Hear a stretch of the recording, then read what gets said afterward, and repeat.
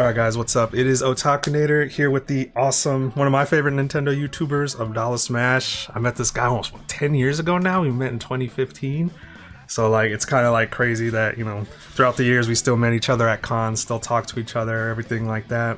But every time we meet, it's at a convention. He's working his booth. And of course, I'm usually there with some friends as well, doing my own little projects. So we never actually got time to chop it up. So thankfully, he's here to actually, like, you know, talk to me about some games finally. That's what's cool, is we're two big Nintendo fans. I mean, you can see his amiibo collection. You guys always see mine in the back. So it's kind of nice to actually have us like in one situation, no crowds, no other friends, just to be able to talk it up. So of course, we're gonna go ahead and do the Abdallah introduction. I mean, I know about you, but let the folks at home know everything about you, because your channels are awesome. Yeah, for sure. Well, it's good to be here. Thank you so much for the opportunity. This is Howl, by the way. He's my little cat best friend over this way. But yeah, my name's Abdallah. I do Nintendo gaming content, just like you. It's all family-friendly stuff. Play all the newest games. We stream them. We're usually like the first to beat a game as soon as it comes out. Yeah. More recently, I've been a lot more vocal about you know, my thoughts on Nintendo in general, my thoughts on the games that we play, and just having a great time doing it, right? It's just not sycophantic. It's not, you know, sucking up and hopefully I get noticed. I mean, that's gone, man. And so I'm just like, I'm telling it straight to the people that are listening on what my honest, unfiltered thoughts are about Nintendo gaming and the entire environment, while having a fun time along the way. So It's a good time. Of course, yeah, and I've noticed that on Twitter as well. And of course, we'll get into those questions a little bit later on. But I wanted to start off with, first, let's go, before we talk about the present and the future, let's talk about the past. Always kind of had some questions for you about how Abdallah started. That was just something, I'm always curious about people's origin stories. So, yeah. Let's see. So, like, when did being a gamer start for you? So, like, for me, I was 4 years old. First memory of my entire life is playing the original Super Mario Brothers and Super Mario Brothers 3. That's basically my consciousness to existence, was those two games. Yeah, for sure. I remember when I was a kid, I was in like some sort of babysitter before preschool, before kindergarten, and it was like at this Vietnamese lady's house, and she had like 7 or 8 kids that she watched. So my parents dropped me off at this babysitter's, and they had an NES. And they would be playing the Mario game. They'd be playing like the Simpsons game and all that other stuff. And so I would just watch from like the sidelines and like, oh, you know, as a little kid, these are my earliest memories. Yeah. And I would be a little afraid to actually go over and play the game. But when those slightly older kids went to school and it was just me in the house and like the babysitter, like that's when I had an opportunity to pick up a controller and essentially try at it, right? Earliest memories, probably like 3 or 4 years old, man. It's crazy to think about. But ever since then, my parents growing up were older. They were older, and I was an only child. So since they were a lot older, you know, they didn't really play with me. Sometimes we would go out and like play, you know, at parks and stuff like that. But it was more along the lines of, you know, what kind of parenting I received from them. And it was like, all right, you know, you're an only child. We don't want you going outside, you know, being in danger, you know, getting into trouble. So here, let's placate you with video games. So that's kind of what it turned out to be, is being an only child, having obviously friends that would come over and play video games with, but it was a lot safer for my parents to have me in the household playing games so they could keep an eye on me, versus going out and, you know, getting in trouble or getting hurt nonetheless. I mean, we grew up in a neighborhood that wasn't too safe. So that was definitely one of the earliest memories. And that's what kind of started me as a gamer. It was a great way to just get introduced to different games. And as I continued getting good grades, I got rewarded with video games. And, you know, that was kind of how it turned out to be. Nice. Yeah, so it's like cool. Yeah, similar, like, you know, thing, you know, being exposed to them at a very young age. I mean, back in like, you know, the 90s, that was definitely like, oh man, like gaming consoles, like they were on the rise. So it's kind of like, makes sense that, you know, that we had the 16-bit wars. That was definitely, which, speaking of 16-bit wars, that reminds me of my next question. This is what game or when, if there was like a time period or a specific game, did you realize that you were always going to be a Nintendo fan? Like, I can answer this, but let's hear your side first. Oh yeah, that's so interesting. I mean, that's kind of what I started out with the NES and the Super Nintendo and 64 GameCube, all that stuff. Yeah. So that kind of shaped me. That's just what I grew up with. I grew up with Mario games running to the right of the screen, Yes. right? Didn't really have any other outside influences. I had a Sega growing up. You know, Sonic was the exact same thing, running to the right of the screen, like Right. all that stuff. Like, I loved all of that growing up. But I think that when it really came to a point was probably in like high school, when there was like the console wars of like GameCube versus PlayStation 2 versus Xbox. And then it was just like literally friend groups would be like, dude, Nintendo's for babies, you know, you got to get the, you know, the PS, you got to get the PlayStation, you got to get the Xbox, man, we got Halo, it's so cool. Right. And then like at that point I was just like ruthlessly defending Nintendo. Right? Like, yo, we got GameCube with 4 players and we got Smash Bros. Melee and all that other stuff. And so that's kind of when I knew it. I'm like, dude, this is what I grew up with. But at the same time, I was also not a competent judge because I didn't play all the PlayStation games. I didn't have bandwidth for that. I didn't play all the Xbox games. Right. It was just like, you know, being a dumb kid, being a dumb teenager. This is what I grew up with. Everything I know is right. Yeah, exactly. But I knew that like Nintendo was where it's at is because, you know, that's kind of what I grew up with. Yeah. Nice. Yeah, for me it was actually pretty interesting because I didn't really have a bias growing. Like I mean, even now I still have everything like PC, PlayStation, Nintendo. But when I got my first job at GameStop, it was actually like I kind of like was put in this realization because I was like the Nintendo guy because I knew the most about Nintendo, and then same thing, kind of getting that pushback from like, you know, fellow players like, oh wait, Nintendo's, and I was like, wait, does nobody like Nintendo anymore? I was like, wait, what? And I was like, am I a Nintendo fanboy? Like, you know, these questions. This was like the 360 PS3, like early 20s era. And I was just like, oh man. And then, but like, I just kind of owned it. I was like, you know what? If no one's, because, you know, Mario Galaxy was big then. Like, and, you know, of course, we had Brawl, Twilight Princess. Like, to me, this was like, the Wii was one of like Nintendo's highs. So I was like, yo, these are good games. Like, yeah, I got an Xbox and a PS3. I'm playing God of War too. But yeah, that's just kind of when I realized it. But we've talked a lot about Nintendo, but of course, next question is any games outside of Nintendo that shaped your youthful attachment to gaming? Like for me, the Resident Evil franchise, Metal Gear Solid, especially the first one, like that's how I knew that games were always kind of gonna like grow up with me and age with me and will always have mature rated games. So that's kind of like what cemented my gamerism. Yeah, you know, I can't say anything about youthful attachment to gaming based off of anything besides Nintendo. Yeah. It's honestly more recently that I've been going through and experiencing what's on the other side, right? Mm-hmm. Is the grass greener on the other side with buying a PS5, right? I saw a whole bunch of cool titles coming out and I'm like, hey man, you know, I've been on Nintendo Switch since launch. I'm getting this Nintendo Switch 2. Like, what else is out there? Oh, yeah. So yeah, I can't say anything youthfully, but like more recently, my eyes have been opened and I'm a lot more of a competent judge than I should have been when it comes to the blinders that I've had on my entire outlook for gaming, just being like solely Nintendo based for sure. Right. And like more recently, it's been games like, you know, Expedition 33, where it's like, yo, this is an indie game and it's better than anything Nintendo's been putting out recently, and it's crazy. And I'm sure we'll go over indie games later, so I don't want to touch too much about that. But right. Yeah, the grass is definitely greener on the other side when it comes to certain games. And yeah, I love it. Love it. Yeah, for sure. Yeah, we'll definitely get into that because I got a lot of questions. But in terms of that, we'll go back to Nintendo for a bit because, yeah, we are going to touch on, you know, multi-platforms later. But do you have a favorite Nintendo generation? Like, I love the GBA. I have stacks on stacks of GBA games just because to me that was like Nintendo peak. That's when I was like in the thick of it. Like, Nintendo can do no wrong. Yeah. I think I have two favorites. I keep on enjoying Nintendo 64. That's always my favorite.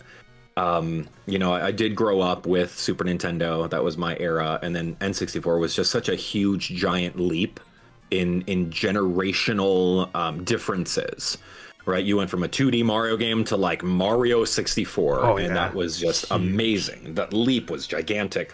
Changed a little bit. And that's definitely one of my favorites. But more recently, I started my YouTube channel playing Nintendo 3DS games. And after revisiting 3DS games during the Nintendo Switch era, 2025, 2024, it's really interesting to look back at that generation of 3DS and really see that that was like the golden age. It Oh, really was the golden age of Nintendo because they had so many different developers working on that 3DS. There were so many different games on there that were just so good. And the fact that it was portable and like these huge games were put on there, it was an amazing time. And when the developers really started to lean in to the different physics and the different gimmicks of the 3DS, I think that it was just a win-win. I remember playing like Mario and Luigi, Paper Jam, or Mario and Luigi, those other RPGs. yeah. And like the gameplay, you need to blow into the mic, you need to tap on the screen, you need to literally rotate the 3DS vertically Right. and play like that. It was so cool to see, and you don't necessarily capture that magic of a developer really leaning into a system nowadays with all of these Switch and Switch 2 games. So that's honestly one of my favorite generations as well. Yeah, no, definitely agree. I mean, the 3DS saw a revival of Star Fox, Fire Emblem, Kid Icarus. So I feel like definitely, and that's one thing I miss about portable systems from Nintendo. I mean, yeah, sure, the Switch is portable, but dedicated portables, I feel like Nintendo took a lot of risk because you had Kirby born on portables, you had Pokemon born on the portables.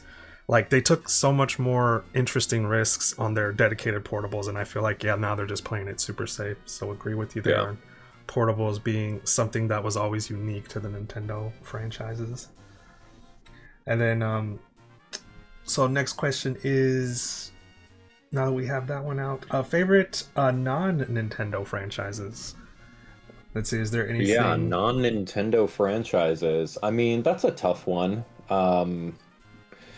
Yeah, it's a really tough one. I mean, I want to say Monster Hunter would be my favorite, but I mean, you got Monster Hunter games on 3DS, you got Right. them on everywhere, and that's like a Capcom thing that started on PlayStation.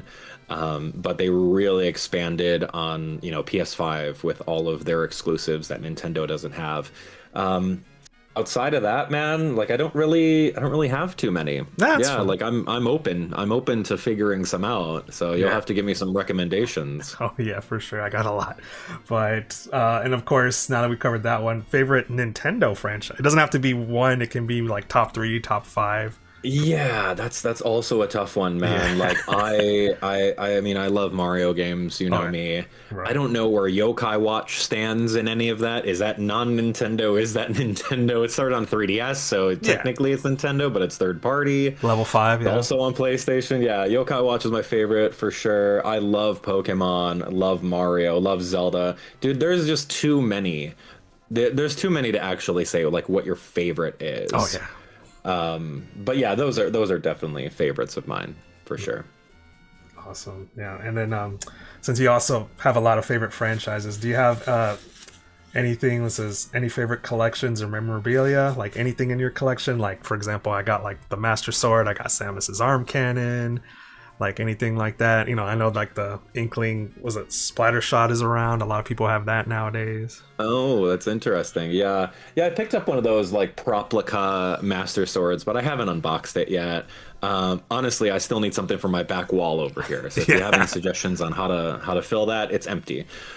So honestly, as far as collections goes, inside the closet that's over here, I've got like 4 Billy bookcases from IKEA with like glass doors on them with different shelves of like all of my Nintendo games from when I was a kid. Nice. And ironically enough, I saved every single one of them, never traded in any of that stuff. So like that in of itself, that kind of collection where I didn't have to re-buy things as an adult is like the best, right? I got all my Super Nintendo games, I got all my 3DS games, I got like all the Pokemon main series games. That's so fun. Oh, yeah. But like if you're talking about actual like collector's items and memorabilia, I think that the amiibo collection that I have here, this is only a fraction of what you can see. Oh, yeah. But having like each and every one of them new in box and then having like a collector's little plastic box around it. I think that was really fun collecting over the years because the amiibo had, they had different purposes in video games, and developers actually took them into account, and you can unlock cool little things. And I thought that kind of Toys to Life was really cool to collect, especially when some of them were like limited prints and rare runs. Right. And I remember the Monster Hunter Stories amiibo were like so rare back in the day. And I had to actually collect the Japanese exclusives for that one. So, there's some amiibo in this collection that are like over 100 to 150 bucks each, which is insane. But yeah, I would say that I love the amiibo collection. I don't like where amiibo is going right now with the higher cost. Yeah. Thanks to, manufacturing guidelines in different countries and the political nature of things in this country. But yeah, I don't really like spending more than like 20 bucks on one, Yeah, no, it's fair. I mean, I think my favorite one is the the first four figure Samus figure, the one that lights up. It's about yay tall. That's probably cool. Like one of my favorites. And of course, the arm cannon, the real metal master sword. And then just like various collectors. Like I got the Bayonetta up there, the Splatoon 3 edition Switch one, stuff like that. So yeah, but it's just kind of hard. I think recently I've stopped because I started running out of space. But yeah, man, collecting is, if you haven't done it yet, I mean, yeah, maybe get like a Master Sword or a Hylian Shield back there on the blank wall, maybe, or... We'll see, man. But, we'll see. Some of those posters you find at Ross for like 15, 20 bucks, the canvas ones. No way, man. Yeah. All right, so we talked about like some stuff you go back to, but are there any retro consoles or just older consoles that you do finding yourself go back to a lot, or was that just the 3DS? Honestly, it's 3DS because it's pretty easy to grab. I don't have to look for different power cables or adapters or stuff like that. I know that Analog came out with like a newer Nintendo 64, which was really cool. Yeah, so I picked up that, and it was really fun going through my Nintendo 64 collection and seeing all those games get played again. But those are kind of my go-tos outside of Nintendo Switch right now, and every now and then I'll plug in the Nintendo WiiU, which is awesome, or I'll plug in my Wii to play some GameCube games, and it's great, man. No, for sure. I think for me, it's definitely like the portables. I find myself going back to the 3DS. I take my 3DS to work with me. As of right now, I'm going through Super Mario 3D Land. I'm on the 8 special worlds, the ones you get after you beat the first 8, and then you save Luigi, and now he's a playable character. So that's been a lot of fun. Cool. All right. So next question is top gaming hype moments or final bosses. Like for example, being a kid in the 90s, seeing, playing Pokemon Gold or Silver, getting to the very end and fighting Red, which was like, you from the previous game. To me, that was just like, oh my god, I can't believe this is happening. Like, I freaking jumped up, told my mom. Of course, mom, she didn't care, but it was like, to me, it was like, oh my god, this is like the biggest thing ever. Yeah, top gaming hype moment. Honestly, in more recent memory, I would say like no spoilers, but I really like the ending of the Donkey Kong Bonanza. I thought that was really cool. There was no one mentioned this character in the entire game, and then out of nowhere a certain character shows up, and then it was just like an adrenaline rush. And I give that game a lot of flack for having a lack of identity and a copy paste of Mario Odyssey with a Donkey Kong skin on it. That's fair. But I really, admittedly, I thought that the execution of the final boss and the ramp up before credits was, outstanding. Was outstanding for a Donkey Kong fan. And I had a blast with that one for sure. Again, your viewers may not know what this is, so I'm going in vague terms. No, that's fair. Because I don't want to ruin anything. But just know that when you get to the end of Donkey Kong Bonanza, there is a huge ramp up, and it's so cool. Very nice. Well, I'm actually kind of behind in that game, so I'm pretty excited about it now as well. So no spoilers, man. No, thank you. I appreciate that. But yeah, and then oh man, now I'm excited. I gotta start playing that game again. Yeah, go for it, man. Yeah. All right. So I know just because the 3DS was important to you and whatnot, I did have the question of, were there any faves from the 3DS or the Wii U? Because that was kind of like they coincided. Do you have any favorites on those two platforms? Yeah, I mean, it's hard not to say like Yokai Watch. I Yeah. thought that Yokai Watch was so cool, man. Yeah. Like that was one of those things where, it was labeled as the Pokemon killer. And in 2015 when it came on board, like no one wanted to play it because they all like Pokemon. Yeah. And I'm like, sure, I'll give it a shot. It's a multi-billion-dollar company in Japan Right. for 2 years before it came over to the United States. So might as well give it a shot, see what the hype is all about. Right. I'm like, oh my gosh, dude, this game is like low-key better. The developers actually cared about the characters. There's actual storyline. It's funny. It doesn't take itself seriously. There's a lot of attention to detail. On the 3DS, dude, they were using the camera to scan QR codes. Okay. They had a whole bunch of like very, very forward thinking technology that like Pokemon couldn't even think of. Right. But yeah, that's definitely my favorite regarding the Nintendo 3DS. And they just kept on pumping out games. It was crazy. Yeah. Yokai Watch 1, Yokai Watch 2, the two different versions of Yokai Watch 2, the two different versions of Yokai Watch 3, all the side games, the two different versions of the side games. It was Japanese exclusives that I played, and it was just a magical blip in time for like 3 years, and then it was just all right, man. Like the United States isn't taking Yokai Watch seriously. We're gonna focus on other things. It was crazy, dude. It was very sad for such a cool franchise, man. Yeah, that is unfortunate. Yeah, but they did get a lot of games very quickly, so that's good that Yeah. it got its hype moments at least. For sure, man. All right, so I remember before when we talked like on the side, you said one of the things you wish you chose a different name before you blew up. Now I'm curious, like from today's, like I guess you could say time, like now that you've had time to think about it and everything, what would have you been, or what would you have changed it to? Like I don't know, man. It's tough. Like I think, like I start off with like the 026 at the end, like AbdallahSmash 026. Like that's weird, man. You don't need that. You need it as small as possible. Yeah. So changing the channel name to something a little bit more palatable probably would have been better. But hey, at the same time, it is what it is, and like if people are gonna discover my stuff, like a name doesn't even matter. It's just the genuine content that you put out. Yeah. And that's what really matters at the same time. So no, like in hindsight, no, I'm good. it's fine, man. Yeah, no, it's Doesn't matter about that. yeah, I think it's like an unforgettable name at this point. But yeah, no, I remember it was something you just kind of mentioned in passing back in the day. But now we're kind of going to get into like the future stuff. Talked about a lot of your past and everything like that, but now that you're exploring things outside of Nintendo, what's like your normal platform wise? Like, is it PC? Is it Xbox, PlayStation? What are we looking at these days? Yeah, these days there's just still too much content to cover on Nintendo, so I'm still rocking the Switch 2.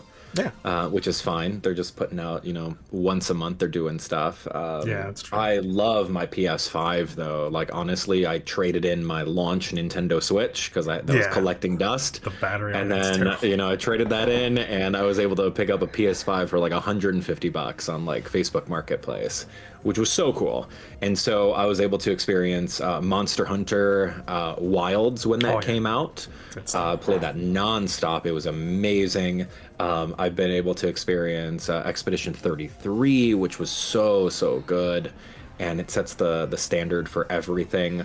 And then I was able to play Fantasy Life I, another level 5 title. I was able to play on that a little bit earlier. They gave like a special edition, like 1 week early launch on PlayStation. So that's pretty much it. But yeah, I don't find too much time outside of what Nintendo's got me busy with Nintendo Switch 2 titles. So yeah, that's kind of what I'm playing on there. Yeah, no, it's great that you're actually finding such a good deal on the PS5, because woof, man, because that actually kind of segues into our next question. How do you feel about gaming slowly becoming like a luxury hobby? Because the Nintendo Switch 2 is expected to go up, the PlayStation 5 and Xbox are already going up. PC prices are insane. As someone who actually like has a custom PC and like upgrades parts for it. Like, it's just all going up because, AI data centers and everything. Of course, the cost of Switch 2 accessories have already gone up, like controllers. People are already estimating that the Switch Online subscription is going to go up. how do you feel about like just something that's been so near and dear to us all our lives now start slowly becoming like a luxury hobby, like I don't know, boating or yachting or something like that? Yeah, I think that the prices that are rising, I just hate everything about it. Like literally, I do. Yes. It bothers me to the core because it's not just affects me. Like, okay, now I got to pay an extra $10. Like, I'm fortunate enough that that doesn't necessarily matter in the long run. Like, I'll cut funds somewhere else in order to afford a video game. That's fine. It's a business expense. But like, I sympathize for like the moms or the parents or like the younger kids who may not have $70 or $500 plus tax in order to pick up a Nintendo Switch 2. Like, I sympathize for them, and those are the main people that watch all my videos, right? So that they can see, oh yeah, my son's talking about Mario Tennis Fever, you know, what's Abdallah think about this game, right? Should I spend the $70 on it, right? So I sympathize for all of them and pretty much everyone. Like, these video games don't have to be $70, right? We've seen that with Silk Song being $20, right? And sure, Silk Song being like a 2D platformer is different than something like Donkey Kong Bonanza, right? Or something along those lines, or Mario Kart World. So this concept of variable pricing is just wild to me. It's just wild and inconsistent, and they're doing it to see what they can get away with. Right? Agreed. They're doing it to see what they can get away with. They talk about Mario Kart World being, it's an $80 game. Oh, but if you buy the Nintendo Switch bundle over here, it's only $50. Like, okay, so then the value of that game is $50 because you wouldn't sell it at a loss. So, like, that concept is just really bonkers to me. And, you got a wonderful... I keep on bringing up Expedition 33. That's a $40 game, man. Right, yeah. No, that's a $40 game. And it's an indie game. You're not paying, like, a Mario tax on it, like all of the other games, and it's not rushed. It's not just like slop, which I feel a lot of things are these days. And then since it's Mario, they can easily prey on the concept of nostalgia. They could prey on the concept of parents not knowing any better, and it sells because it's Mario. They don't have to put so much productivity into that. They don't have to put so much development into it. Just shove it out there, and then people will buy it. And that's the problem with Nintendo, and I think the consumers right now is, we're just chomping at the bit. A lot of people are just ready to buy it.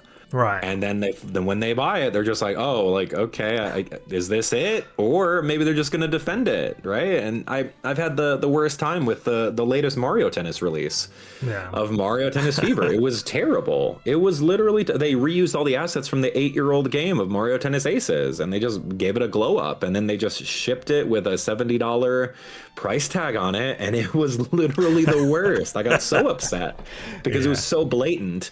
But you take any average parent, they're going to say, oh, it's Mario. Oh, it's tennis. Okay, cool. Here's $70. It's going to sell. Right. But it's like, it takes critical thinking to find out, what is good. I'm never going to shame anyone for spending $70 on a game or $500 on a new system. I won't shame you for it. Yeah. Value is in the eye of the beholder, right? Like, so when it comes down to it, like, where's the value at, right? How many hours are you going to get out of this game? And equate that to how much the game was, right? Like Pokemon Pocopia right now, amazing game. $70, cool price. Yeah. Simply because it's like open world Minecraft, and you can get thousands of hours into the game. And so I'm like 100% behind that.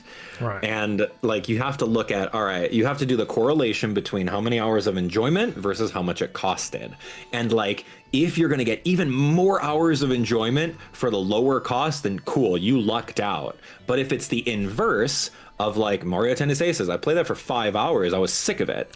And then I spent $70 and I said, this is very bad. Yeah. Right. You take a look at Expedition 33. You have at least a 100-hour RPG into it. It was $40. So you netted a positive. Silk Song, you put a good, 50 hours into that game, and it was $20. Right. So that kind of correlation needs to be better.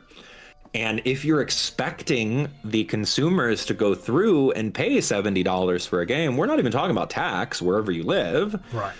there should be an expectation of how much value people can get out of the game. And if you can't get a lot of hours into it, or it's not really valuable, then the price needs to adjust accordingly.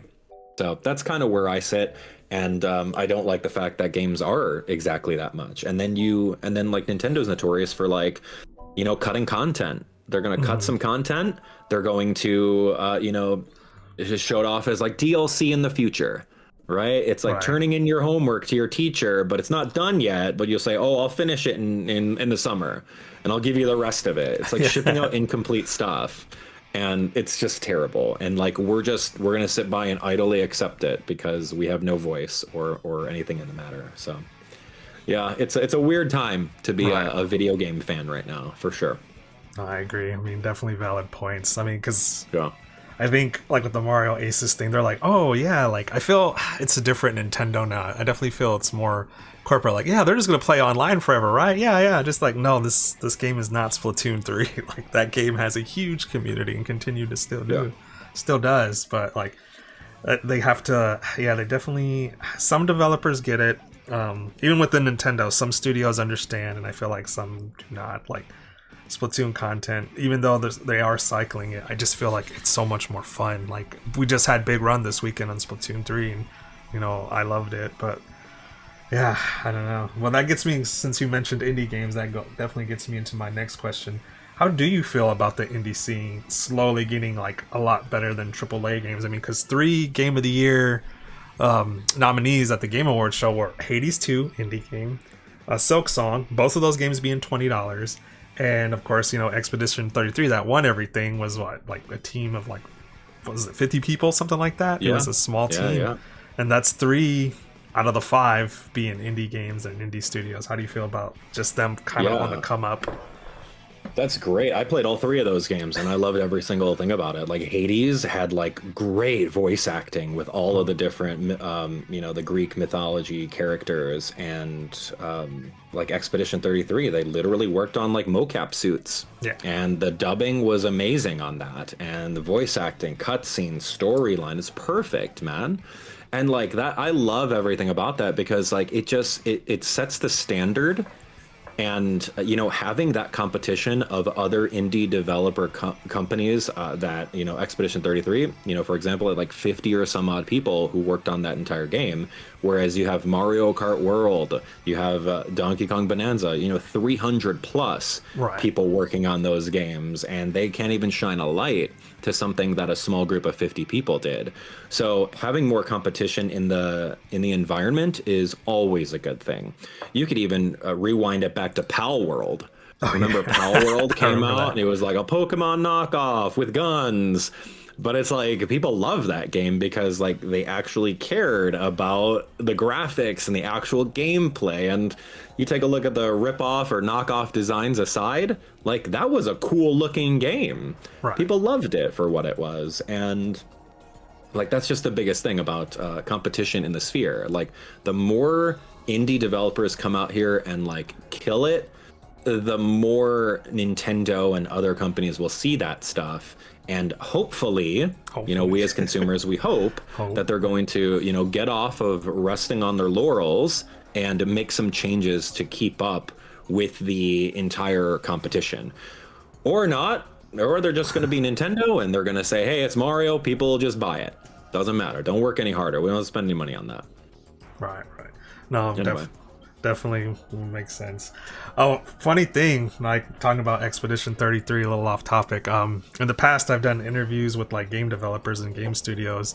A few of them, like I just asked, like, "Hey, how's GDC?" Apparently, this is like some behind the scenes stuff. A lot of like game developers and whatnot were going to publishers and asking, "Hey, like pitching games and whatnot."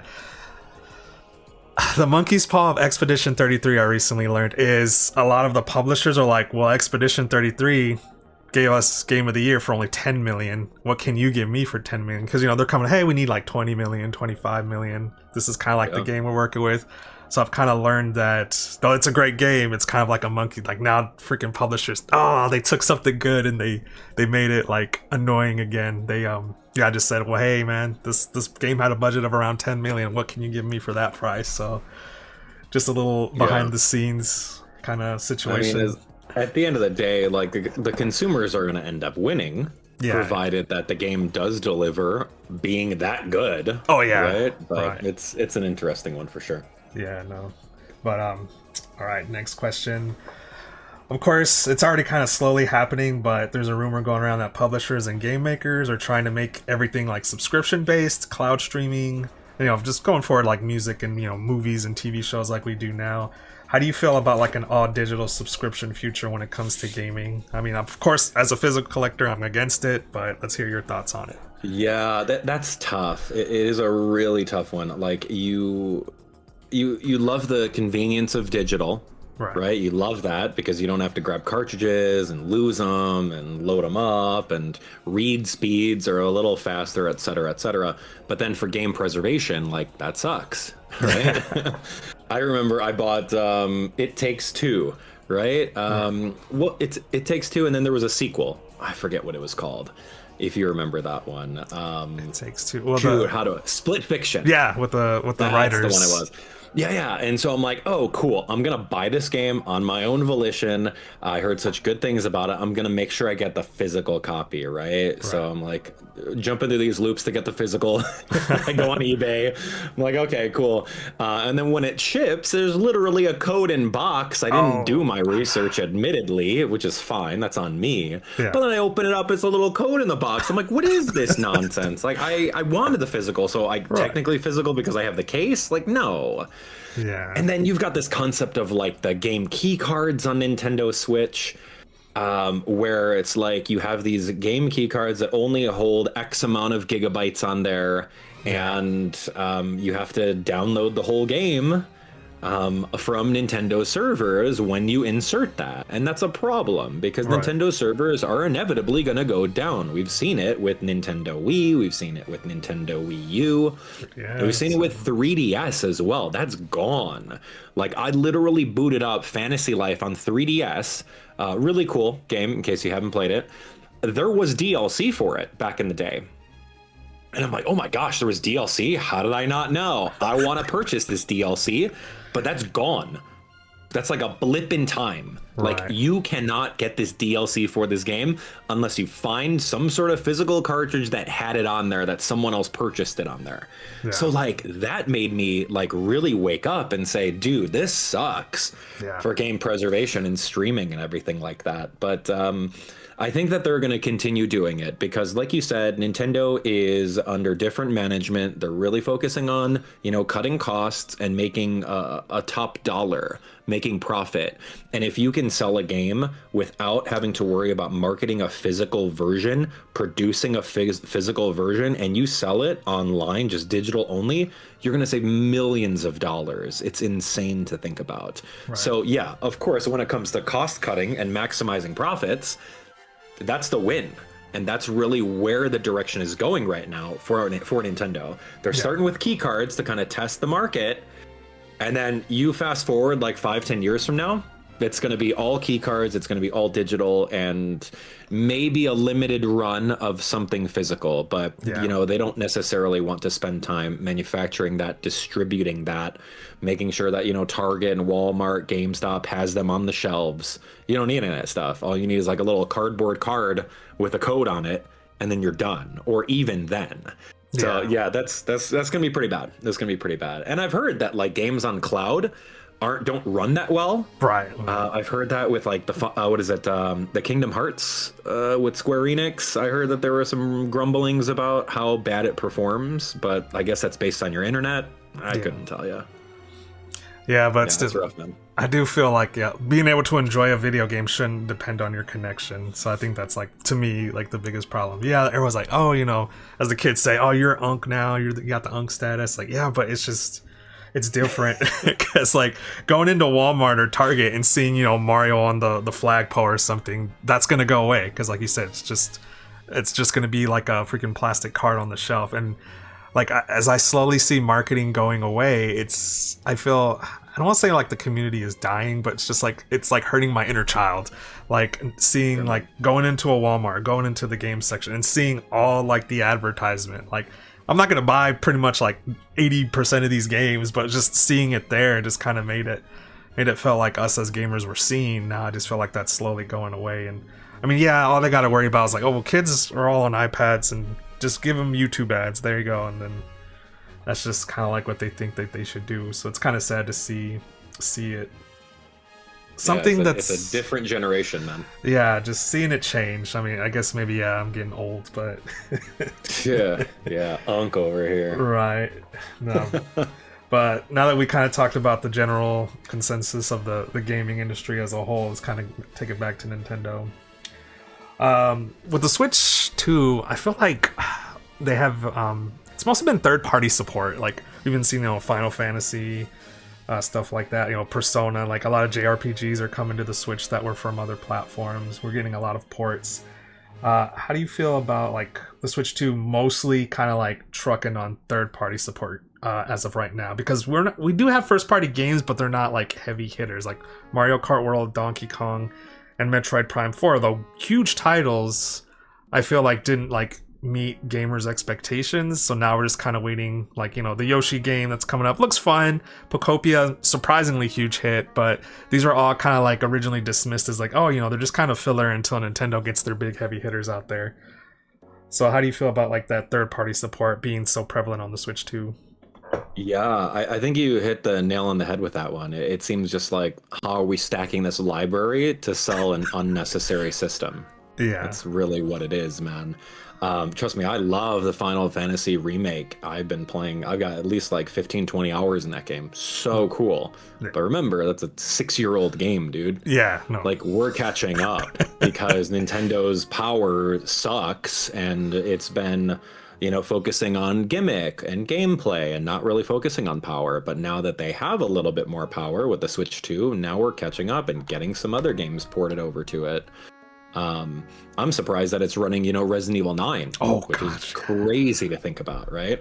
So that simultaneous release was cool. That game is, breaking records. People love that. It's been a good game. I've been streaming it. Yeah. That's really fun to see. So I love third-party support. I think it's great. Capcom kills it. I think that Square Enix kills it. All the other ones, they just do a great job of just really bloating the roster of what games are available and like really seeing what it is. But I think you nailed it. Like, there's not really that there's not a system seller. Right. There's no system sellers right now. It's like, yeah, Mario Kart, sure. That's because, your mom knows Mario Kart. Your grandma knows the name Mario Kart. That's just what you do. That's Nintendo and Mario Kart. It goes hand in hand. Right. Donkey Kong Bonanza, not a system seller, right? Right. Pokemon Pocopia, I mean, it's great. I love it. I'm going to say on record that it is a system seller, but only if you know. Right? You're not going to ask any average parent if they know what Pokemon Pocopia is. They're not going to know that. They're going to recognize Pokemon, but they're not going to know exactly what that is. If they had Minecraft in the name, you better believe it'd be a system seller, right? But that's not the case. So I think third-party support is good. It's beneficial. I think it's awesome, and I think we need more of it because the entire roster and library of Switch 2 exclusives is pretty lacking. That are at least games that people would go out there and spend $500 for a brand new system for. And I don't think that there is one of them yet at all. Right. I feel like Nintendo, I don't know, Nintendo, like going back to like complaints, I feel they've been kind of like giving us Switch 2 versions and patting themselves on the back, like, look at all the great content we're giving you. It's like, that's not what we're looking for. That's not it. Here's the Nintendo Switch 2 edition, and the pricing is just like all over the place. It's a free Nintendo Switch 2 upgrade. It's a $5 upgrade. It's a $10 upgrade. Like, it's just, they're passing that off as like brand new games, and that's not it. If you're doing that, then like you could have easily just not came up with this system or held off a little bit more, gave us that content for the DLC of the actual game, and figured that out. But no, I mean, it's just, how do we come up with the system? Nintendo Switch is stale, but how do we reuse it, right? And make it a little bit more powerful. So it's interesting. Oh, for sure. So now we've kind of like, next question was thoughts on Switch 2, but I feel like we've hit that topic several times already. But like, what are your hopes for the Switch 2? I mean, like, for me, of course, your killer apps, your Marios, your Zeldas, and all that stuff. But like, my hope is that which I think I'm starting to see to fruition. Like, it was very much like that. It actually gets like more like third-party developer serious, and I feel like putting Final Fantasy Remake and Rebirth on it is kind of like already starting to head towards that. That was recent news, and having Resident 9 run on it and run at 60 FPS, not consistently, but still most of the time running at 60 FPS. We got Pragmatic coming on it, which is also a great game. Like, I'm getting the demo. I got the demo on Switch and PC to see that. Yeah, there's a difference, but it's not like so noticeable that it's like, well, yeah, like this PC with the 4070 Ti is doing a great job. The game looks great, but this $500 console that's cheaper than the graphics card itself is doing just fine. So like, so that was my hope. But like, what are your hopes for the Switch 2? Like, man, since you're still early. I mean, it's just like right now, everyone that has a Switch 2, we're just an early adopter, right? I think that you're investing into the future of Nintendo, and you're just hoping that by giving them, $500 plus tax, that they're gonna come out with something really, really cool for you. Sure, you can play your entire old library with slightly better graphics, but I'm really hoping that they wake up and stop resting on their laurels. I think that the Switch 2 is fundamentally like a flawed system. It's trying to do too many things at once. Yeah. I take my Switch 2 on an airplane, and I can barely get like 2.5 to 3 hours running on it. Like, it's just, it tries to be the portable thing as Nintendo Switch 1, but like, it's too power hungry. And you literally have to plug into the seat in front of you or something like that. People are experiencing Joy-Con drift already in something like that, right? The thing overheats all the time, right? I was playing Pokopia for an hour. I take it out of the dock, and it's like burning my hands because it's running so hot. Yeah. Like, we're early adopters. We're these test dummies. We're like, little hamsters that are like testing out this hardware. When in fact, later on in the future, they're going to come out with a pro version of it where they're going to, tout extra battery life, better fan, better optimization for everything. So like, It sucks that we're early adopters, but like, we're not going to get anything from it. Yeah. Right. I remember in the 3DS era, when we all bought the Nintendo 3DS at launch, and then they lowered the price, and they're like, hey man, we know that we took your money at launch for like $100 more, but here's what we're going to do for you. We're going to give out the Nintendo 3DS Ambassador program, where we're going to give you all these games because it's a way of like apologizing for overcharging you, right? That was the mentality back then. Now the mentality is like, let's under deliver and like overprice everything. And that's what that is. I mean, you got to think about it, right?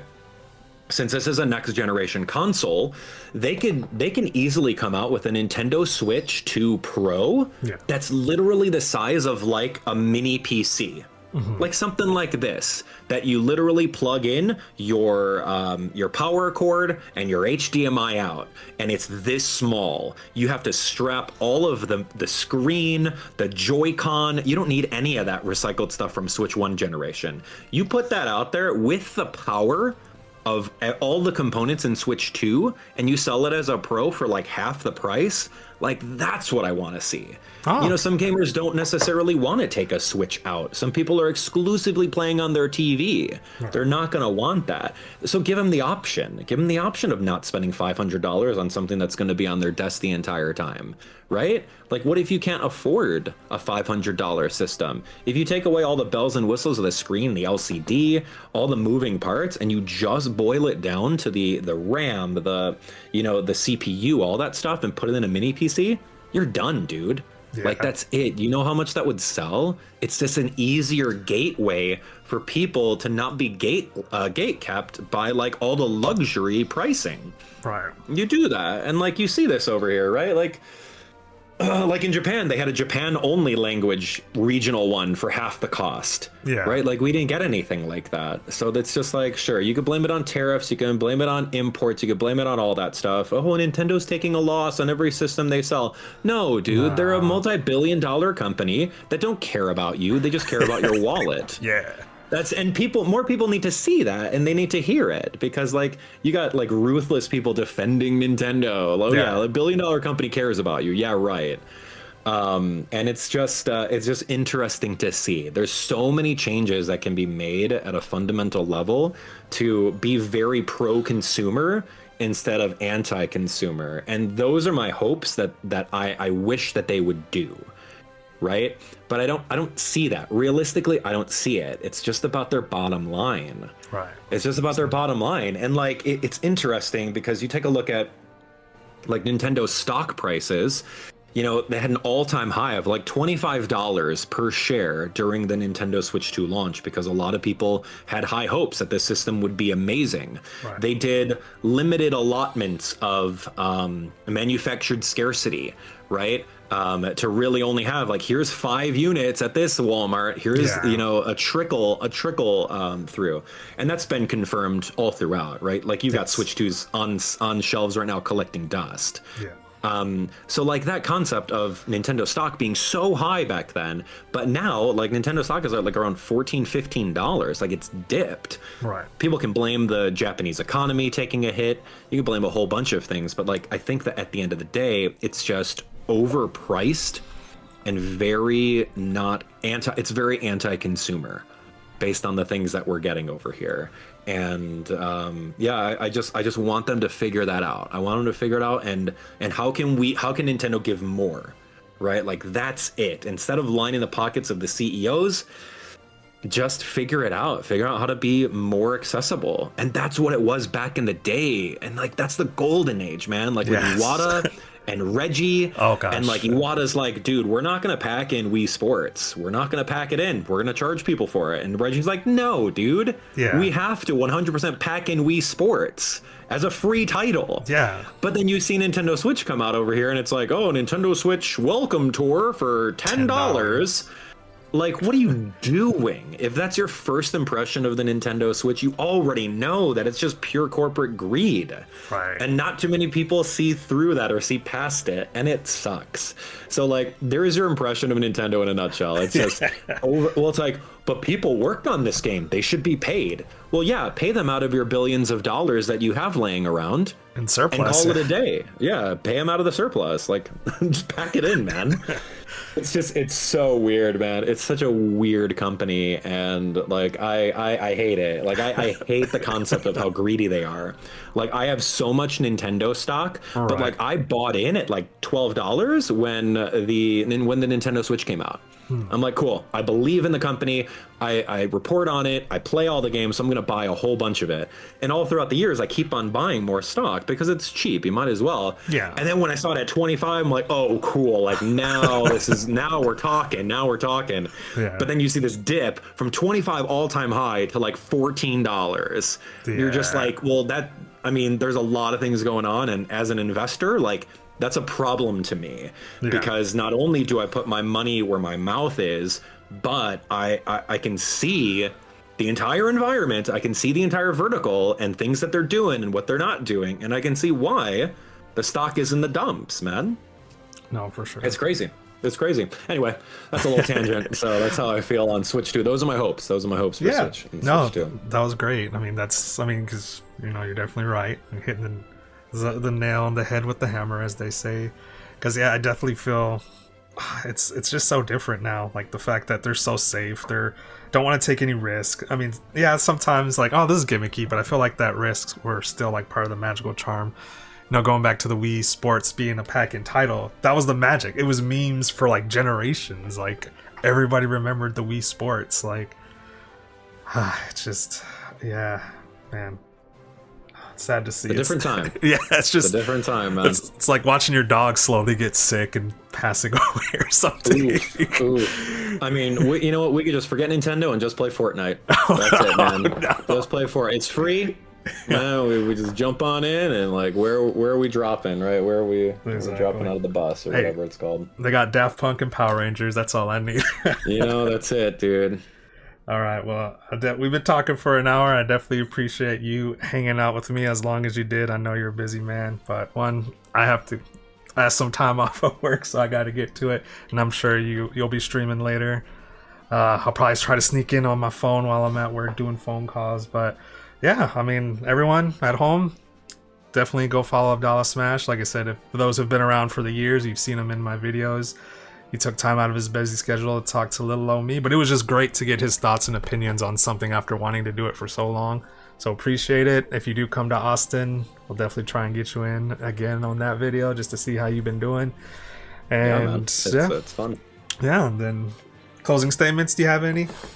No, man. I mean, it's just if you enjoy like real takes like this, you come on over to my channel. You'll see all of that. Like, there's no toxic positivity at all. Like, I'm very against that.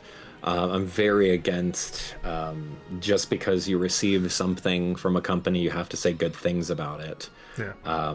The whole concept of, we got a lot of reviewers over here that are very sycophantic.